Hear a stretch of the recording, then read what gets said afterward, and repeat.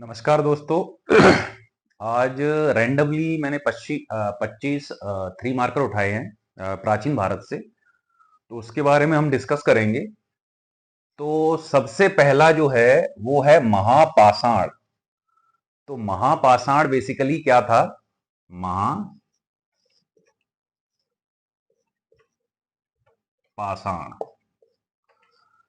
तो महापाषाण बेसिकली क्या था कि जो दक्षिण भारत था 1000 ईसा पूर्व में, जो दक्षिण भारतीय संस्कृति थी, सभ्यता थी, उसमें जो लोग मरते थे तो जो कब्र होती थी, तो लोगों को उसमें दफना के और उसके चारों तरफ बड़े बड़े पत्थर रख दिए जाते थे, स्थापित कर। मान के चलिए ये कब्र है, अब यहाँ पे ये पत्थर, ये पत्थर, ये पत्थर, ये पत्थर, ये पत्थर, ये पत्थर। तो ये जो पाषाण थे ये वाले, तो बहुत विशाल होते थे, तो इसलिए इसको बोला गया महापाषाण। और इन्हीं के आधार पे जो सभ्यता थी दक्षिण भारत की 1000 ईसा पूर्व में, उसको बोला गया महापाषाण संस्कृति या सभ्यता। उसमें बेसिकली लोहे का प्रचुर मात्रा में प्रयोग पाया गया था। या लोग बेसिकली पहाड़ों पे रहते थे, रागी और धान की खेती करते थे, और औजार बहुत पाए गए उस इलाके में। तो ये बेसिकली उस सभ्यता की मूल विशेषताएं थी। तो ये हो गया महापाषाण। तो महापाषाण बेसिकली किसको बोला जाता था कि जो 1000 ईसा पूर्व में दक्षिण भारत में जो कब्रें पाई गई, उनको बोला बोला जाता था महापाषाण। क्यों बोला जाता था उनको महापाषाण? क्योंकि बड़े बड़े पत्थर उनके आसपास जमा दिए जाते थे, स्थापित कर दिए जाते थे। फिर दूसरा है अशोक के अभिलेखों की लिपि। तो अशोक के जो अभिलेख पूरे भारतवर्ष में, पाकिस्तान में, बांग्लादेश में, नेपाल में और अफगानिस्तान वाले हिस्सा में पाए गए हैं। और अशोक का जो साम्राज्य था, उसी से अखंड भारत की जो टेंडेंसी चली आ रही है कि अखंड भारत कैसा हो, तो बेसिकली अशोक के साम्राज्य को ही अखंड भारत माना जाता है। तो बेसिकली जो लिपि थी वो कौन कौन सी थी? अशोक के जो अभिलेख थे, अभिलेख तो आप समझते हैं ना कि चट्टान हो गया या कोई भी भौतिक वस्तु पे जो उत्कीर्ण करके जो लिखा जाता था, उसको बोला जाता था अभिलेख। अब उसकी लिपि कौन कौन सी थी? तो सबसे पहली थी ब्राह्मी, फिर दूसरी थी खरोष्टी, तीसरी थी अरामाइक,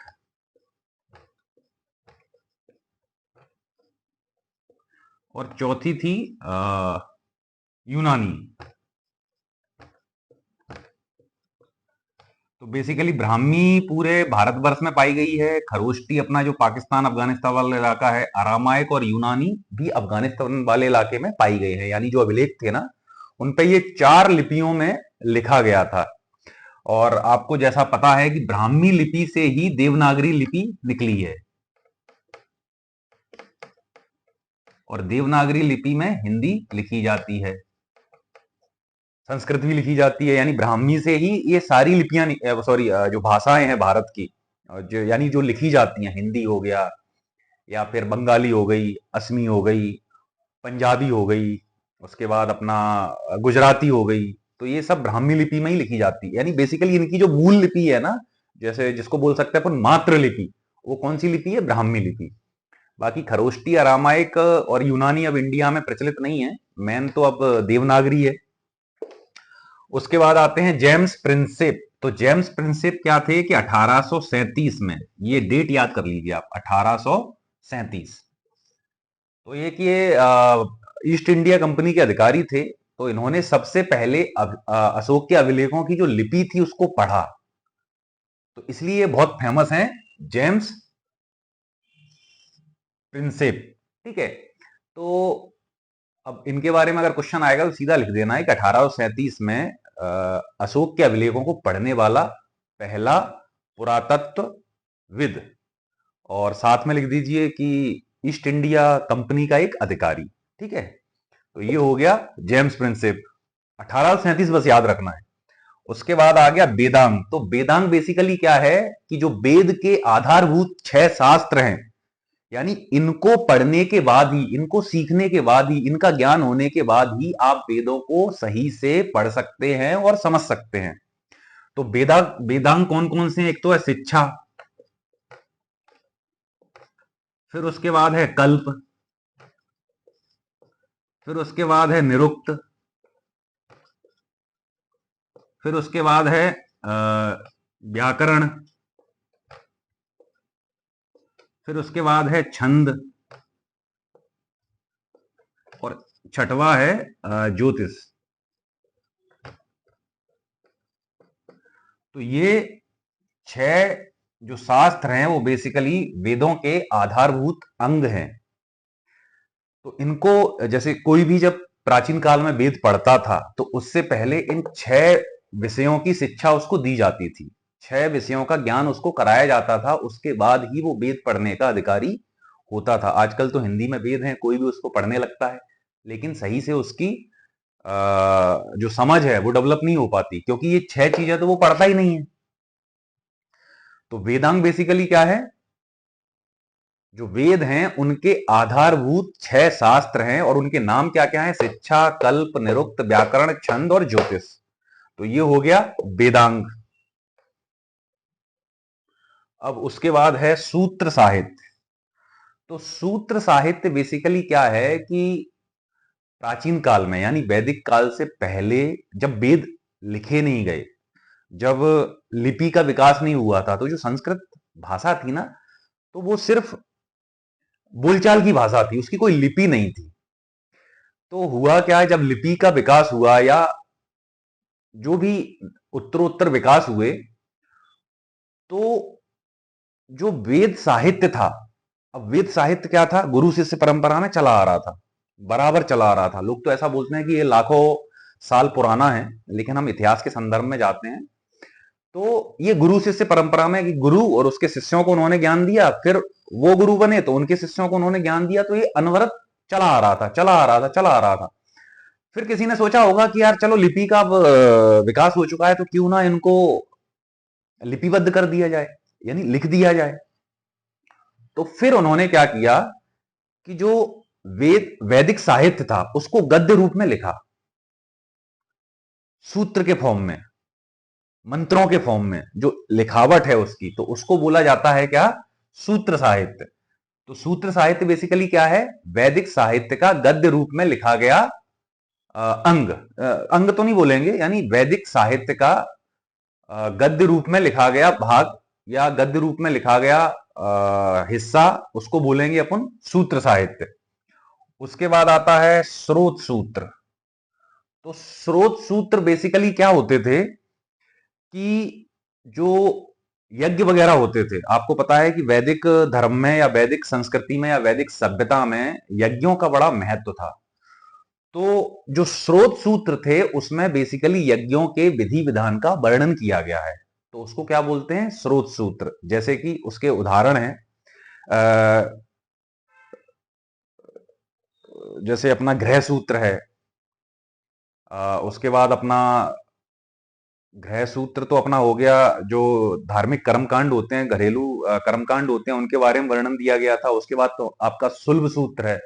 सुलभ सूत्र में क्या रहता था? जो यज्ञ वेदी वगैरह बनाई जाती थी, उनके जो मापन होता था, तो मापन विधि के बारे में वर्णन है। तो ये हो गया आपका स्रोत सूत्र। उसके बाद जातक।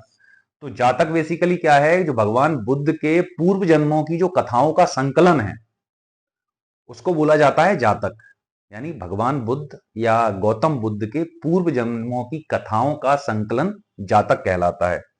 उसके बाद है आपका धर्मशास्त्र। तो धर्मशास्त्र बेसिकली क्या होता था कि ब्राह्मण धर्म में या वैदिक धर्म में जो नियम कानून की जो किताबें होती थी, उनको बोला जाता था धर्मशास्त्र। ठीक है? तो उसमें बेसिकली क्या होता था, जैसे राजाओं के कर्तव्य क्या हैं, मंत्रियों के कर्तव्य क्या हैं, प्रजा के कर्तव्य क्या हैं, एक पिता के कर्तव्य क्या हैं।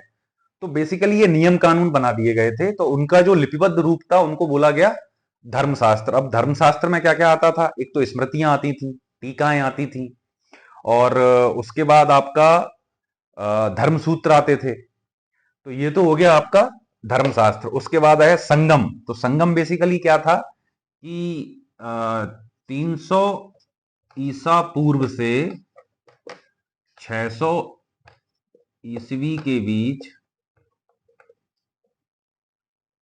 जो पांड राजाओं के संरक्षण में कवियों का जो सम्मेलन हुआ था, या कवियों का जो सम्मेलन हुआ लगभग 900 साल तक, तो उसको बोला गया संगम।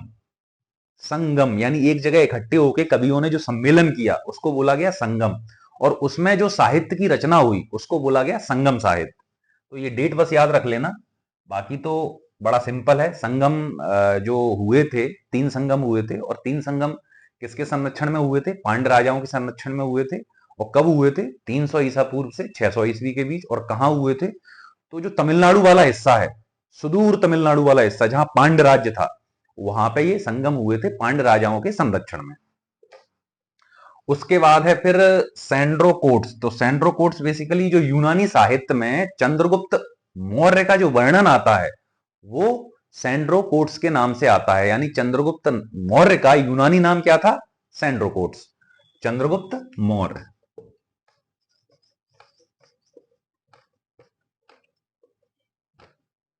मौर्य का यूनानी ग्रंथों में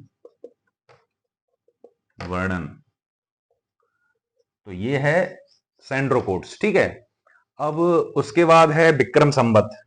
तो विक्रम संवत बेसिकली कब चालू हुआ है? 57 से 58 ईसा पूर्व। किसने किया ये चालू? तो ये थे विक्रमादित्य प्रथम। विक्रमादित्य प्रथम जो कि कहां के राजा थे? उज्जैन के। और किस पे जीत हासिल करी थी इन्होंने? शकों पे, शकों पर जीत। तो इस उपलक्ष्य में उन्होंने शक संवत चलाया, जिसको कि मालव या कृत संवत, कृत संवत भी बोलते हैं। ठीक है। तो ये हो गया अपना क्या? विक्रम संवत, जो कि मालव या कृत संवत भी कहलाता है। 57-58 ईसा पूर्व में इसका प्रारंभ हुआ था। किसने किया था प्रारंभ? विक्रमादित्य प्रथम ने, उज्जैन के शासक थे। शकों पर जीत के उपलक्ष्य में इन्होंने शक संवत की, विक्रम संवत की स्थापना की थी। उसके बाद है आपका शक संवत। तो शक संवत बेसिकली चालू कब हुआ है? 78 ईस्वी में, यानी ईसा मसीह के जन्म के 78वें साल पे। अब इसने किसने किया? तो ये थे अपने कुषाण शासक। अरे यार,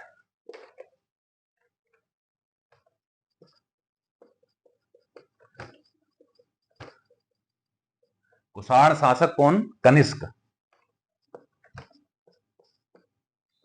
तो कनिष्क ने अपना जब राज्यरोहण किया, यानी कि राज्यरोहण, यानी जो जो कुषाण साम्राज्य था उसकी गद्दी पे जब कनिष्क बैठा 78 ईस्वी में, तब उसने शक संवत की स्थापना की। और ये कब की? 78 ईस्वी में। अब उसके बाद है गुप्त संवत। तो गुप्त संवत कब चालू हुआ है? 319 320 ईस्वी में। यहां पे जो मुख्य घटना हुई थी वो क्या थी कि जो चंद्रगुप्त प्रथम, ठीक है, तो चंद्रगुप्त जो प्रथम थे उनका जब राज्यरोहण हुआ था तो उन्होंने गुप्त संवत का प्रारंभ किया। ठीक है। उसके बाद है आपका मूसिक वंश। तो मूसिक वंश बेसिकली 11वीं सदी में, 11वीं सदी, मूसिक वंश लिख दूं मैं यहां, मूसिक वंश 11वीं सदी में उत्तरी केरल का एक राज्य। तो मूसिक वंश क्या था? 11वीं सदी में उत्तरी केरल वाला जो हिस्सा है, वर्तमान उत्तरी केरल वाला हिस्सा, उस पर एक वंश राज्य करता था, उसका नाम था मूसिक वंश। और उसके बारे में ज्यादा अधिक जानकारी नहीं है। एनसीईआरटी में ये एक हल्का सा बस एक लाइन का डिस्क्रिप्शन आया है इसका, तो जरूरी था आपको बताना। उसके बाद है राजतरंगिणी। तो राजतरंगिणी बेसिकली किसकी रचना है? तो वो है कल्हड़ जी।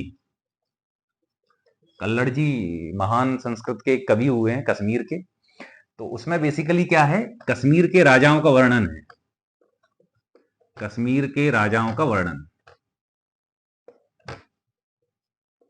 राजाओं का वर्णन।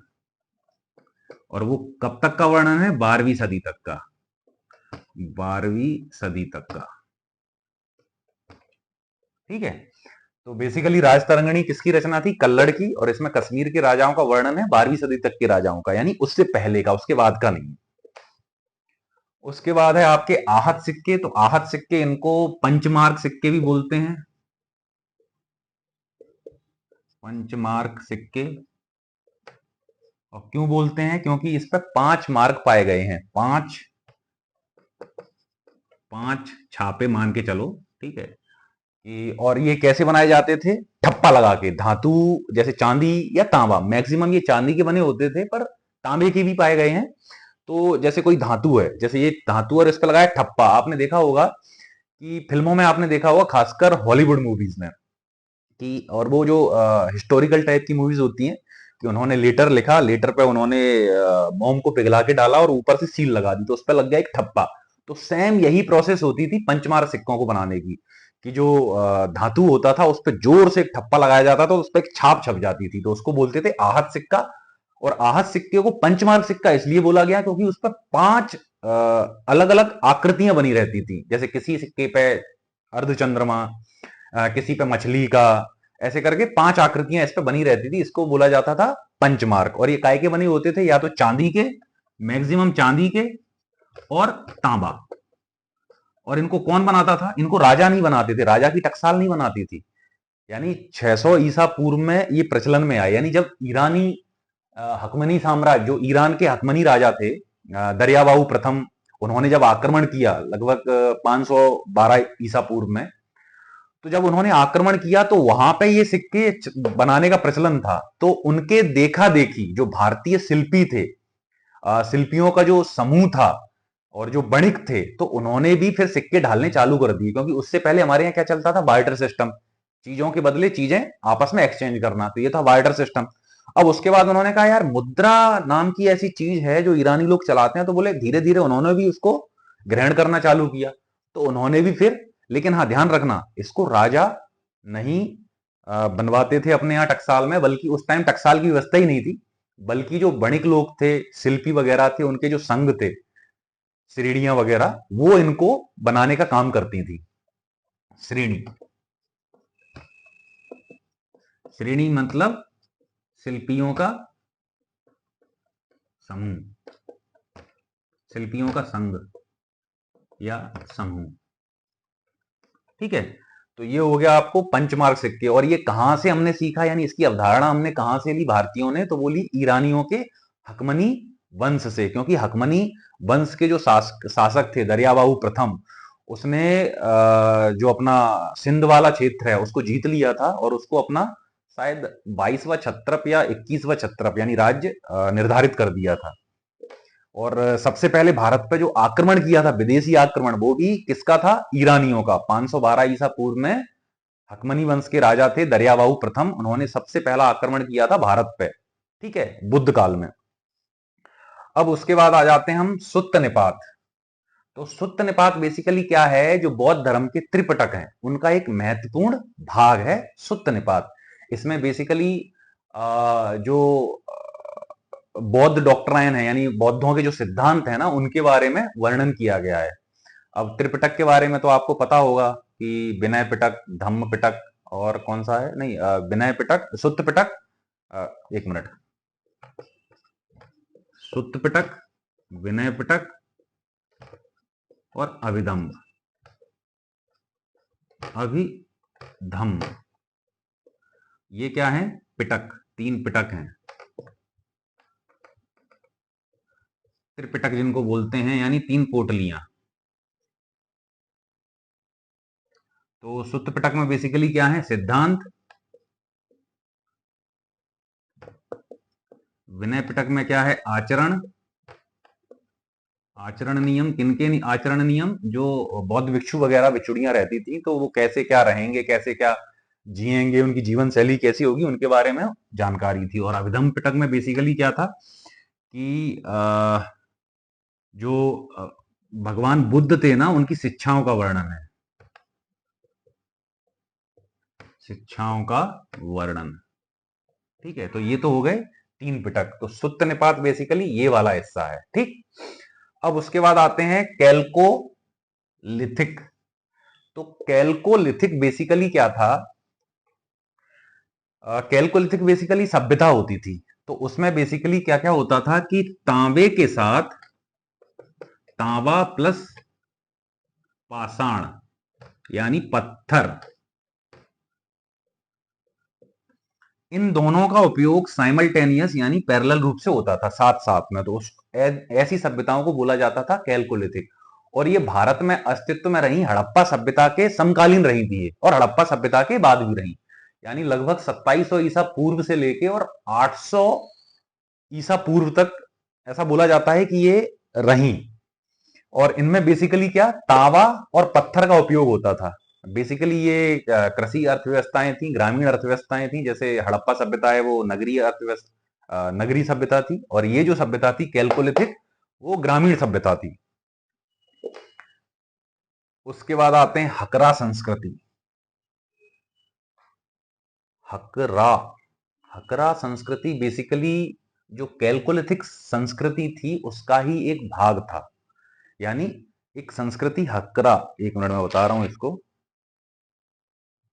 हाँ, प्राक हड़प्पा यानी कि हड़प्पा सभ्यता के बाद, हड़प्पा सभ्यता के बाद जो घग्गर नदी है राजस्थान में, तो उसके आसपास जो संस्कृति जन्मी, जो सभ्यता जन्मी, उसको क्या बोला जाता है? हकरा संस्कृति। ठीक है, अब उसके बाद आते हैं प्रमुख हड़प्पा सभ्यता के नगर। तो कौन कौन से थे? मोहनजोदड़ो था, उसके बाद हड़प्पा था, राखीगढ़ी था,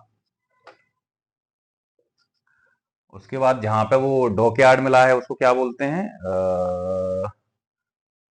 लोथल, लोथल, चनहूदड़ो, चनहू चनहूदड़ो, एक मिनट,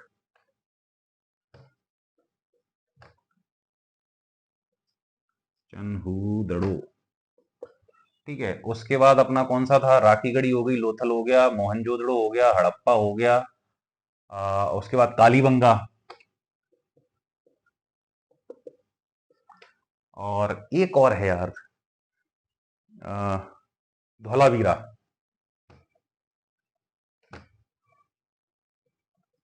और बनावली। जिसमें से जो राखीगढ़ी थी, राखीगढ़ी जो थी वो प्रांतीय राजधानी थी हड़प्पा सभ्यता की। ठीक है, तो ये हो गए 1 2 3 4 5 6 7। बनावली को रहन दो। बेसिकली ये 7 प्रमुख नगर थे हड़प्पा सभ्यता में। अब उसके बाद आते हैं सिंडन। तो सिंडन बेसिकली यूनानी ग्रंथों में कपास का वर्णन, यूनानी ग्रंथों में कपास, जो कपास का वर्णन है वो किस नाम से किया गया है? सिंडन नाम से। ठीक है, उसके बाद कसेरे। तो कसेरे सीधी बात है, जो कांसे के काम करते हैं उन लोगों को कसेरे बोला गया। और बेसिकली हड़प्पा सभ्यता में जो कांस्य के शिल्पी थे उनको कसेरे बोला जाता था। उसके बाद महलुआ। तो महलुआ बेसिकली क्या था कि जो सिंधु घाटी सभ्यता थी या हड़प्पा सभ्यता थी, तो मेसोपोटामिया के जो अभिलेख हैं, तो उनमें जो हड़प्पा सभ्यता का नाम बताया गया है वो महलुआ बताया गया है। अब हड़प्पा के पुरुष देवता, तो हड़प्पा के पुरुष देवता कौन थे? पशुपति महादेव। यानी बेसिकली एक मोहर है, हल्की सी टूटी हुई है, जैसे मान के चलो ये मोहर है। ठीक है, यहां से ये टूटी हुई है, यहाँ पे एक बंदा बैठा है पद्मासन में। यहाँ गैंडा, भैंस, बाघ और नीचे 2 हिरन। ठीक है, तो इसको बेसिकली पशुपति महादेव के रूप में इतिहासकारों ने निरूपित किया है। तो ये थे अपने हड़प्पा के पुरुष देवता। नदीतमा। तो नदीतमा किसको बोला गया है वेदों में? तो वो बोला गया है सरस्वती नदी को, यानी सबसे पवित्र नदी। ठीक है, तो नदीतमा कौन थी? सरस्वती नदी। तो ये हो गए 25 क्वेश्चन आज के 3 मार्कर। ऐसे ही अब रेंडमली तो नहीं उठाऊंगा, लेकिन धीरे धीरे धीरे धीरे कोशिश करूंगा कि एक नियमित फॉर्मेट में मैं 3 मार्कर आपको देता रहा हूं। तब तक के लिए धन्यवाद। जय हिंद, जय भारत।